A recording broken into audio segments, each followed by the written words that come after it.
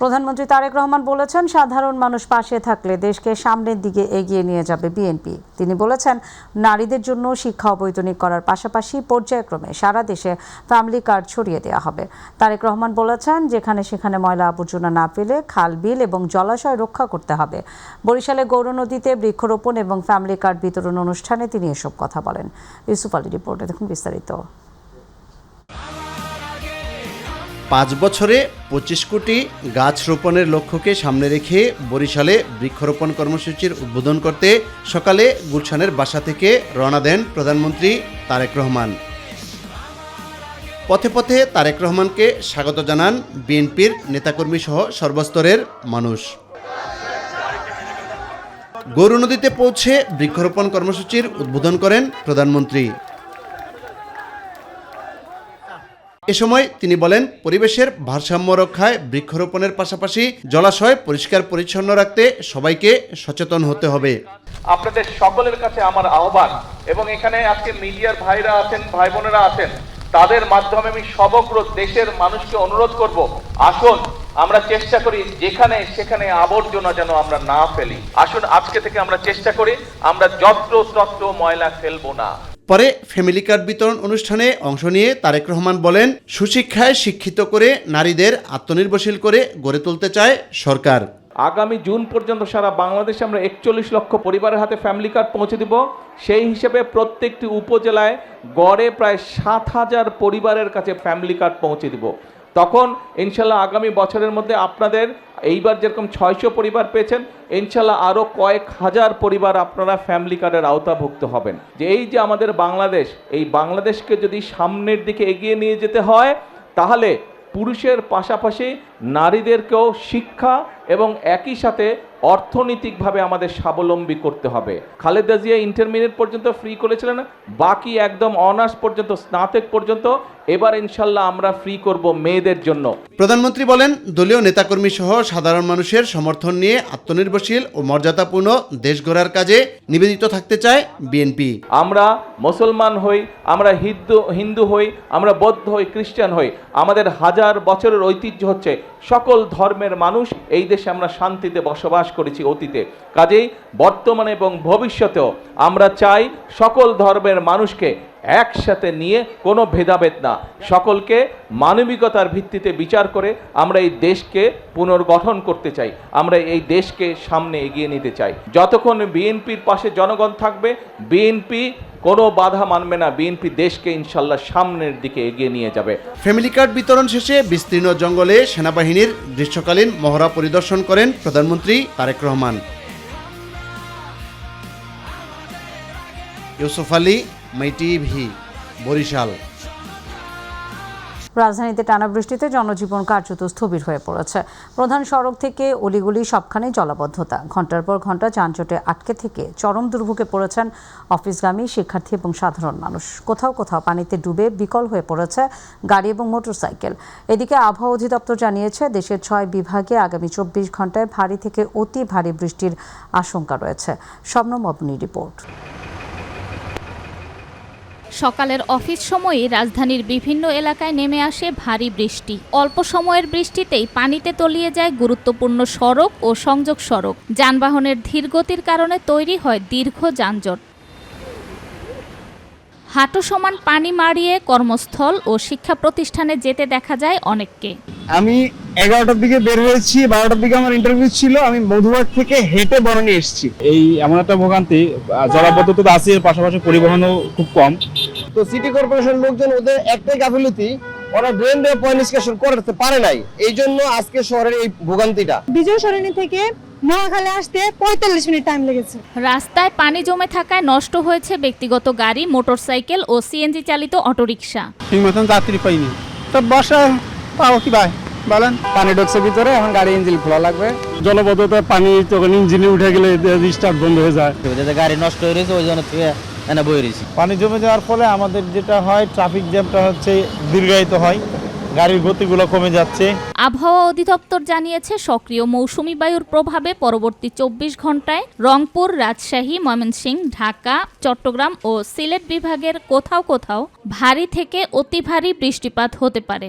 সারা বাংলাদেশে গত 5 জুলাই থেকে বৃষ্টি অব্যাহত রয়েছে এবং আজকেও বিভিন্ন অঞ্চলে বৃষ্টি হচ্ছে। ঢাকায় গত 27 ঘন্টায় অর্থাৎ গতকাল সকাল থেকে আজকের 9টা পর্যন্ত 110 মিলিমিটার বৃষ্টিপাত রেকর্ড করা হয়েছে এবং এই বৃষ্টিপাতের ফলে ঢাকা মহানগরের কোথাও কোথাও অস্থায়ী জলাবদ্ধতা তৈরি হয়েছে এবং আমরা আগামী 24 ঘন্টার জন্য বিশেষ করে মৌসুমী বায়ু সক্রিয় থাকার কারণে রংপুর, রাজশাহী, ময়মনসিংহ, ঢাকা, চট্টগ্রাম ও সিলেট বিভাগের কোথাও কোথাও ভারী থেকে অতি ভারী বর্ষণ হতে পারে। আজ থেকে 15 জুলাই পর্যন্ত বৃষ্টিপাতের তীব্রতা কিছুটা কম থাকতে পারে। এরপর 16 জুলাই থেকে মৌসুমী বায়ু আবারও সক্রিয় হওয়ায় বৃষ্টির প্রবণতা ও তীব্রতা বাড়ার সম্ভাবনা রয়েছে। টানা বর্ষণে জলাবদ্ধতার কবলে নগরের অধিকাংশ সড়ক। প্রতিবার বর্ষায় একই প্রতিশ্রুতি, একই সমস্যা, একই দুর্ভোগ, একই প্রশ্ন। কবে বন্ধ হবে এই দুর্ভোগ? কবে দূর হবে দায় এড়ানোর সংস্কৃতি? শবনম অবনী, বনানী মহাসড়ক, মাই টিভি, ঢাকা। দর্শক, বরিশালের গৌর নদীতে প্রধানমন্ত্রী তারেক রহমান বৃক্ষরোপণ কর্মসূচি এবং ফ্যামিলি কার্ড বিতরণ অনুষ্ঠানে অংশগ্রহণ করেছেন। তো সেখানে আমরা সরাসরি যাব আমাদের প্রতিনিধি পারভেজ রাসেলের কাছে, তার কাছে বিস্তারিত জেনে নেব। পারভেজ, বরিশাল শহরে প্রধানমন্ত্রীর কর্মসূচি বিষয়ে আপনার কাছে সার্বিক কী তথ্য আছে আমাদেরকে বিস্তারিত জানাবেন।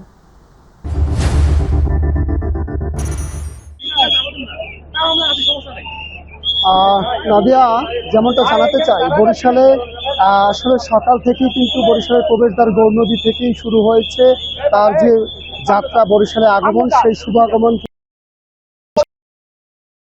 শিল্পকলায়। এবং এর আগে কিন্তু বরিশালে প্রবেশ করেই কিন্তু বরিশালের 30 গড়ান বধ্যভূমি এলাকায় তিনি বৃক্ষরোপণ কর্মসূচি পালন করেছে এবং সেই কর্মসূচির পরপরই কিন্তু এই মুহূর্তে তিনি অবস্থান করছেন বরিশালের সার্কিট হাউসে এবং সেখান থেকে দুপুরের পরই কিন্তু তিনি আবার এখানে শিল্পকলা নেতাকর্মীদের সাথে চলে আসবেন এবং তাদের সাথে যে আনুষ্ঠানিকতা বা শিল্পকলা বসে যে নেতাকর্মীদের সাথে যে সভা করার কথা সেই অবস্থান নিচ্ছে। এবং এইখানে কিন্তু নেতাকর্মীরা আসলে বরিশাল বিভাগের বিভিন্ন প্রায় 21টি জেলা থেকে কিন্তু এখানে নেতাকর্মীরা জড়ো হয়েছেন এবং তারেক রহমানকে বরণ করতে কিন্তু সড়কের দুপাশে আসলে তারা বলেছে যে একটা চেইন করেছে, একটা মানুষ যারা ছিল তারা জনসমাবেশ যখন হয়নি, তবে সকল বিভাগের উপজেলা জেলার মানুষ এসে কিন্তু একটা মানুষের জনসমাবেশ তৈরি করেছে, জনসমুদ্র তৈরি করেছে।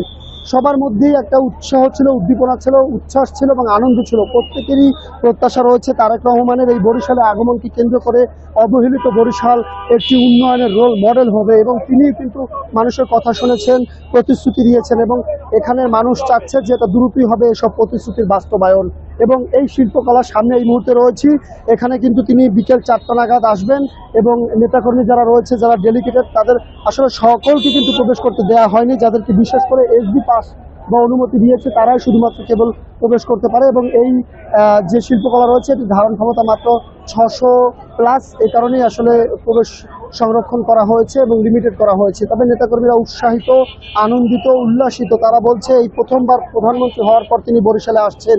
এই বরিশালে পদ্মা সেতু হওয়ার পরে পর্যটন কেন্দ্র, বরিশালের 6 লেনের দাবি রয়েছে, বরিশালে ভোলার গ্যাস সংযোগ বরিশালে স্থাপন হবে এবং বরিশালে রেল লাইন আসবে, মানুষের যে শিল্পাঞ্চল হবে, মানুষের নতুন করে কর্মসংস্থান সৃষ্টি হবে, সব কিন্তু এই বরিশাল ঘিরেই হবে এবং এই বরিশালের মধ্য দিয়ে তারা নতুন করে অপার সম্ভাবনার কিন্তু চিন্তা তারা করছেন। এখন এই মুহূর্তে প্রধানমন্ত্রী তারেক রহমান রয়েছেন বরিশালের সার্কিট হাউসে, সেখানে তিনি মধ্যাহ্নভোজের পরে বিকেল 4টা নাগাদ কিন্তু এই শিল্পকলা একাডেমিতে আসবেন এবং এখানে দলীয় নেতাকর্মীদের সাথে তিনি মত বিনিময় করবেন ও সবার কথা শুনবেন, প্রতিশ্রুতি দিবেন, সমস্যা সমাধানের আশ্বাস বা সমস্যার সমাধান কীভাবে করবে সেসব দিক নির্দেশনা কিন্তু তিনি দিয়ে যাবেন। তবে সব মিলিয়ে যারা এসেছেন বরিশালে দূর থেকে দূর অঞ্চল থেকে, তারা বলছেন যে তারা আসলে যেভাবে যত কষ্ট করে আসুক না কেন তারা খুব কাছ থেকে আজকে কিন্তু প্রধানমন্ত্রী তারেক রহমানকে দেখেছেন, তাদের সাথে তিনি হাত মেরে তাদেরকে অভিবাদন দিয়েছেন, তাদেরকে শুভেচ্ছা জানিয়েছেন, তাদের সালাম গ্রহণ করেছেন। তাতে তারা অনেকটা খুশি হয়েছেন। তারা দীর্ঘ বছর পরে তারেক রহমানকে কাছে পেয়ে তারা আবেগে আপ্লুত হয়ে গিয়েছে। তারা বিশ্বাস করে তারেক রহমানের এই আগমন বরিশালের নতুন এক দিগন্ত দ্বার উন্মোচন হবে। তা আপাতত এই রয়েছে বরিশাল থেকে আমার কাছে প্রধানমন্ত্রী তারেক রহমানের আগমন এবং সব শেষ প্রস্তুতি এবং সবার যতটুকু তথ্য ছিল। পরবর্তীতে হয়তো আবার আপডেট জানাতে পারবো আপনাকে। পারভেজ, আপনাকে ধন্যবাদ। দর্শক, বরিশাল থেকে আমাদের সহকর্মী পারভেজ হোসেন জানাচ্ছিলেন প্রধানমন্ত্রী তারেক রহমানের বরিশালের কর্মসূচির বিষয়ে। চলে যাব পরের সংবাদে। টানা বর্ষণ এবং পাহাড়ি ঢলে চট্টগ্রাম এবং বান্দরবানের বন্যা পরিস্থিতির কিছুটা উন্নতি হলেও দুর্ভোগ কাটেনি।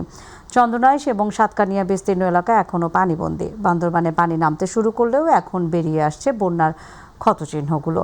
এদিকে বন্যা পূর্বাভাস এবং সতর্কীকরণ কেন্দ্র জানিয়েছে, বৃষ্টি কমে আসায় আগামী 7 দিন দেশের নদ নদীগুলোর পানি বিপদসীমা অতিক্রমের সম্ভাবনা নেই। আব্দুল্লাহ আল মামুন এবং তুহিন হোসাইনের তথ্যচিত্রে হাফিজা খানম জুথির রিপোর্ট।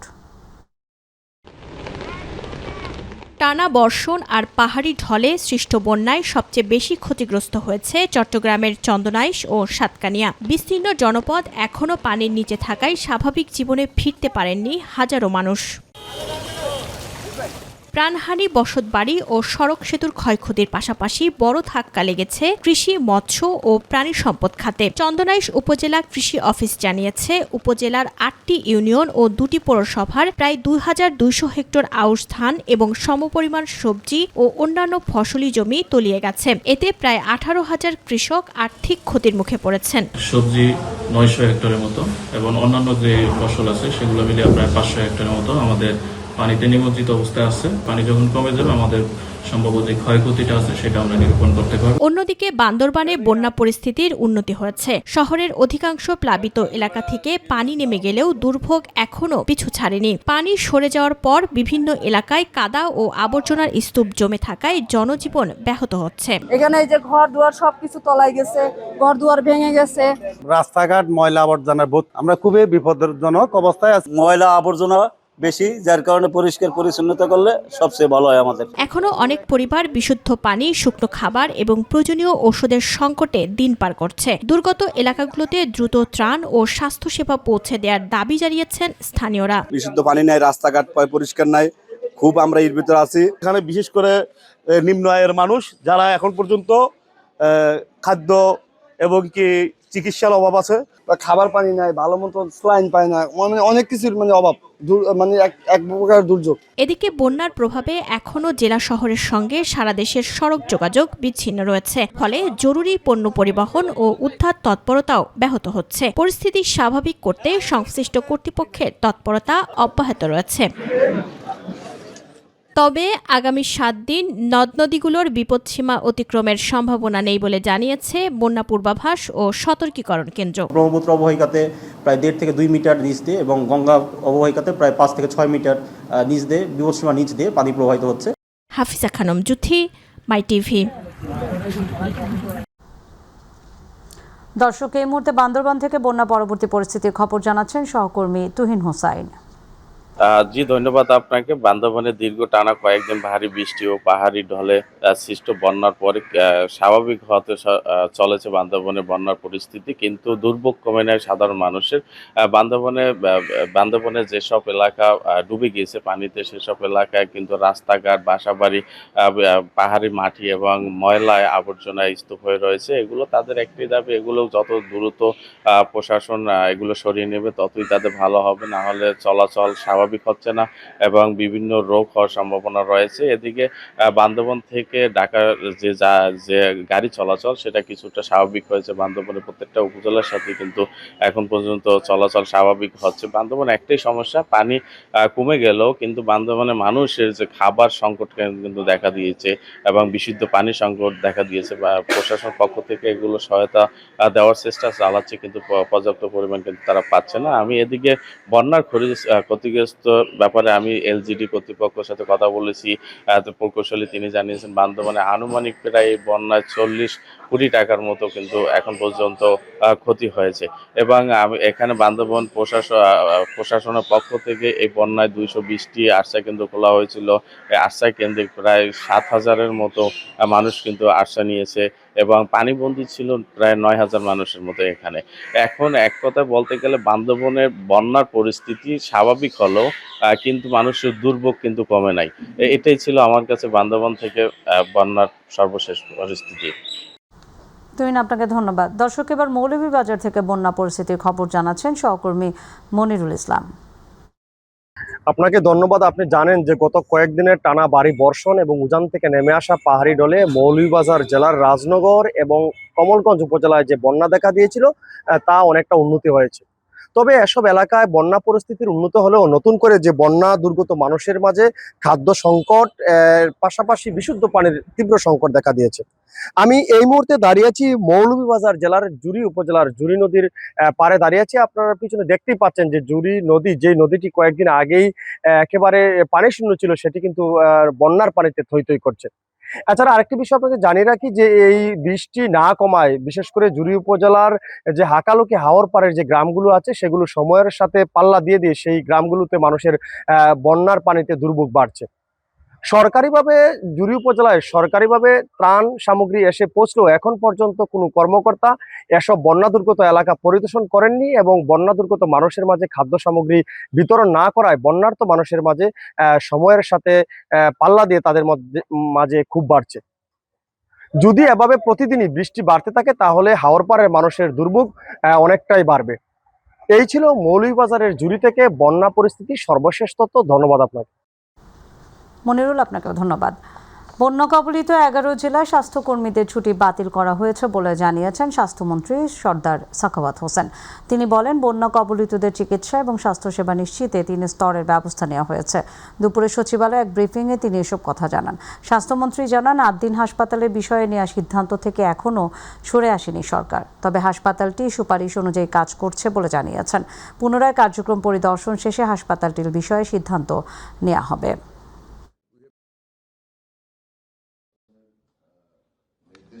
সকল স্বাস্থ্যকর্মীদের বন্যা পীড়িত এলাকায় ছুটি বাতিল করা হয়েছে এবং সার্বক্ষণিকভাবে দিনে রাতে আমাদের স্বাস্থ্যকর্মীরা কাজ করতেছে। কিছু মানুষকে যারা একেবারে ডিস্ট্রেস হোমলেস হয়ে গেছে তাদেরকে আমরা আশ্রয় কেন্দ্রে নিয়ে আসতেছি, একটা। Secondly, there is a very high chance of cholera, সেটার জন্য আমরা সম্পূর্ণরূপে প্রস্তুত আছি। ওয়াটার পিউরিফায়ার ট্যাবলেট দেওয়া হচ্ছে জনগণকে আমাদের স্বাস্থ্যকর্মীদের মাধ্যমে। আপনাদেরকেও তো আক্রমণ করেছে। আমরা 6 জন মানুষ মারা যাওয়ার পরে, আমি বলি 6 জন মানুষ মারা যাওয়ার পরে আমরা অ্যাকশনে গিয়েছি। যে কারণে আমরা অ্যাকশনে গিয়েছি, they are rebuilding the structure, they have removed the bakery. যেটা মামলা করেছে, মামলার দায়িত্বটা তো ওদের। আমরা তো মামলা করতে পারি না, আমরা তো মার্ডারের মামলা করতে পারি না। মায়েরা মামলা দেয় নাই, অপারেশন করতে, পোস্টমর্টম করতে দেয় নাই। হ্যাঁ, এরপরে মামলা করেছে। মামলায় কি হবে এটা আইন জানে, জজ কোর্ট জানবে। তারা বলেছে তারা করতেছে এবং করেছে। আমাদের কাছে একটা নতুনভাবে আরেকটা ইন্সপেকশন চাচ্ছে। হোপফুলি আমাদের একটা টিম ইন্সপেকশন করতে যেতেও পারে। ঢাকা দিবস উদযাপনে 7 দিনের কর্মসূচি ঘোষণা করেছে ঢাকা দক্ষিণ সিটি কর্পোরেশন, যার উদ্বোধন করবেন প্রধানমন্ত্রী তারেক রহমান। সকালে নগর ভবনে কথা জানান ডিএসসিসি প্রশাসক আব্দুল সালাম। এ সময় তিনি বলেন, উত্তরাধিকার সূত্রে রাজধানীর এই জলাবদ্ধতা পেয়েছে বর্তমান সরকার। 8 থেকে 10টি ওয়ে আউট বের করতে পারলে জলাবদ্ধতা থেকে মুক্তি পাওয়া সম্ভব হবে। পলিথিনের ব্যবহার রোধ করা না গেলে জলাবদ্ধতা থেকে মুক্তি পাওয়া কঠিন উল্লেখ করে এর বিরুদ্ধে কঠোর পদক্ষেপ নিতে সরকারের প্রতি আহ্বান জানান প্রশাসক। ঢাকা সিটি কর্পোরেশনের পক্ষ থেকে আমরা সপ্তাহব্যাপী একটা অনুষ্ঠানের আয়োজন করেছি এবং সে আয়োজনে মাননীয় প্রধানমন্ত্রী জনাব তারেক রহমান এটার উদ্বোধন করার সদয় সম্মতি দিয়েছেন। ঢাকা শহরে আপনাদেরকে আমি এর আগেই জানিয়েছি যে 33টা স্পট আছে যেখানে বৃষ্টি হলে পানি জমে যায়। সেই পানিগুলোকে দ্রুত সময় নিষ্কাশনের জন্য আমরা ব্যবস্থা গ্রহণ করেছি। হাওড়া অঞ্চলের জেলা সুনামগঞ্জে উদ্বেগজনকভাবে বাড়ছে হামের প্রাদুর্ভাব। বিশেষ করে শিশুদের মধ্যে দ্রুত ছড়িয়ে পড়ছে সংক্রমণ। প্রতিদিনই হামের উপসর্গ নিয়ে হাসপাতালে ভিড় করছেন রোগীরা। ধারণ ক্ষমতার চেয়ে বেশি রোগী ভর্তি থাকায় চিকিৎসা সেবা দিতে হিমশিম খাচ্ছে জেলার একমাত্র 250 শয্যা বিশিষ্ট সুনামগঞ্জ সদর হাসপাতাল। রয়েছে শয্যা, চিকিৎসক, জনবল এবং ঔষধ সংকট। প্রতিনিধি আবু হানিফের পাঠানো তথ্য চিত্রে বিস্তারিত জানাচ্ছেন জুবাইর রহমান। হাওড়া অঞ্চলের জেলা সুনামগঞ্জ প্রায় 28 লাখ মানুষের চিকিৎসা সেবার অন্যতম প্রধান ভরসাস্থল 250 শয্যা বিশিষ্ট সুনামগঞ্জ সদর হাসপাতাল। জেলার প্রত্যন্ত এলাকা থেকে প্রতিদিনই চিকিৎসা নিতে আসেন অসংখ্য রোগী। তবে সাম্প্রতিক সময়ে হামের প্রাদুর্ভাব বেড়ে যাওয়ায় হাসপাতালটিতে বাড়ছে রোগীর চাপ। হামের উপসর্গ নিয়ে প্রতিদিনই ভর্তি হচ্ছেন অসংখ্য শিশু। জায়গার সংকটে অনেক শিশুকে মেঝে ও বারান্দায় রেখেই চিকিৎসা দিতে হচ্ছে। এখানে আইসি চিকিৎসার জন্য, ঠিক আছে, বাচ্চাদের প্যারাবারো নিউমোনিয়া হয়, কিন্তু ডাক্তাররা কি করে এগুলা মনে করেন রুগী দেখে ওষুধ লিখে দেয়, আমাদের নিচে থেকে কিনে আনতে হয়। আমরা কোনো মেডিকেলের একটা ক্যাপসুলও পাই না, খালি একটা ক্যাপসুল কোনটা পাইছি, লাল একটা ক্যাপসুল যে টিগার এইটা পাইছি, এছাড়া আর কোনো ক্যাপসুলই দেয় না, সব কিনা। তবে রোগীর স্বজনদের অভিযোগ, অনেক শিশু এক সপ্তাহের বেশি সময় ধরে হাসপাতালে ভর্তি থাকলেও মিলছে না শয্যা ও প্রয়োজনীয় ওষুধ। হ্যাঁ, আমরা আজকে 2 দিন থেকে হামের রোগী নিয়ে ভর্তি মেডিকেলে। আমাদের একটাই সেবা দেয়, ওই যে একটা লাল ক্যাপসুল আছে হামের, এই ক্যাপসুলটাই দেয়, আর কোনো জিনিস দেয় না, আর সবকিছু আমাদের বাইরে থেকে কিনে আনতে হয়। একটা ইঞ্জেকশনের দাম 450 টাকা করে। আজকে বিগত 2 দিন থেকে ভর্তি আমরা এই মেডিকেলে। আগে 14 দিন আসছিলাম ভর্তি এই বাচ্চারা নিয়ে, একটা ইঞ্জেকশনের দাম দিচ্ছে 550 টাকা করে। এই বাচ্চারা নিয়ে ভর্তি আসছিলাম 550 টাকা একটা ইঞ্জেকশনের দাম, কিন্তু একটা ইঞ্জেকশন এই জায়গা থেকে পাইনি আমরা। আসার পরে একটা ফ্রি চিকিৎসা নেই, অথচ সরকারি হাসপাতাল এটি দেখেন ঠুকা। এখন এই ওষুধগুলো নিয়ে আসতে হবে, কিন্তু এটা তো সরকারি, কিন্তু বেসরকারি তাহলে ঠিক আছে। সীমিত জনবল ও অবকাঠামো দিয়ে হাম আক্রান্ত শিশুদের বাড়তি এই চাপ সামাল দিতে হিমশিম খাচ্ছে হাসপাতাল কর্তৃপক্ষ। চিকিৎসকরা বলছেন, টিকাদান কার্যক্রম জোরদার করা গেলে হাম প্রতিরোধ করা সম্ভব। সাধারণত হাম রোগ হয় না, বা হলেও মারা যাওয়ার সম্ভাবনা খুবই কম, বা জটিলতা দেখা দেওয়ার সম্ভাবনা খুবই কম। সেই কারণে আমি মনে করি যে আমাদের যারা টিকা দেওয়ার উপযোগী বাচ্চা যারা রয়েছে, তারা সবাইকে টিকার আওতায় আনতে হবে এবং প্রত্যেক বাচ্চাকে হামের টিকা দিতে হবে। জুবা রহমান, মাই টিভি নিউজ।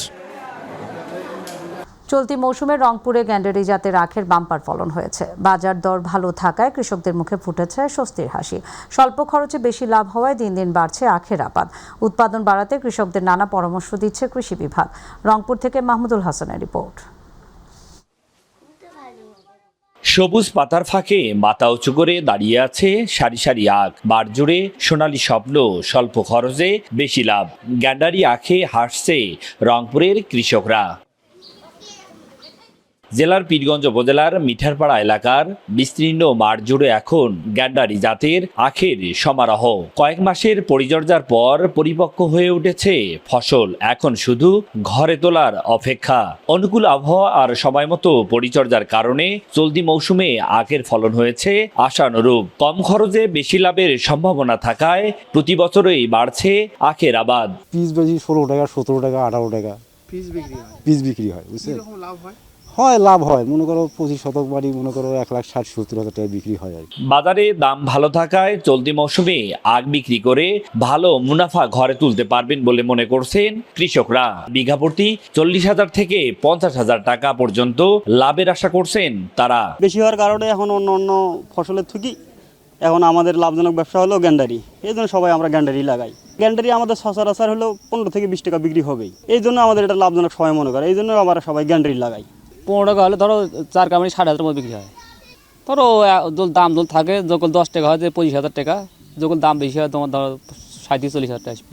উৎপাদন বৃদ্ধি ও কৃষকদের লাভবান করতে নিয়মিতই পরামর্শ ও প্রযুক্তিগত সহায়তা দিচ্ছে কৃষি বিভাগ। 1 বিঘা জমিতে কৃষকের প্রায় 35 থেকে 40,000 টাকা খরচ হচ্ছে, যেখান থেকে খুব সহজেই 1,12,000 থেকে 15,000 টাকার আখ বিক্রি করছে। কৃষি বিভাগ এই সকল অর্থকরী ফসল চাষের জন্য কৃষকদেরকে পরামর্শ দিয়ে যাচ্ছে। লাভজনক হওয়ায় প্রতি বছরই বাড়ছে গ্যান্ডারি আখের আবাদ। তুলনামূলক উৎপাদন খরচ কম, বাজারে চাহিদাও ভালো, তাই তো কৃষকের কাছে বেশ জনপ্রিয় হয়ে উঠেছে গ্যান্ডারি আখের আবাদ।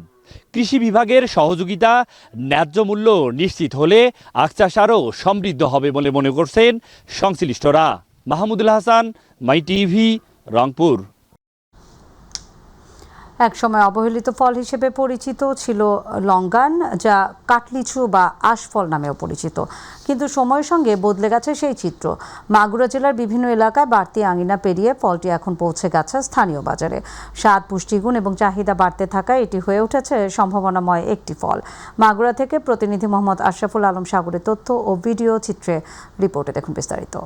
মাগুরার বিভিন্ন বাড়ির আঙ্গিনা আর বাগানে এখন থোকায় থোকায় ঝুলছে লঙ্গান। গ্রাম অঞ্চলে যা কাঠলিচু বা আশফল নামেই পরিচিত।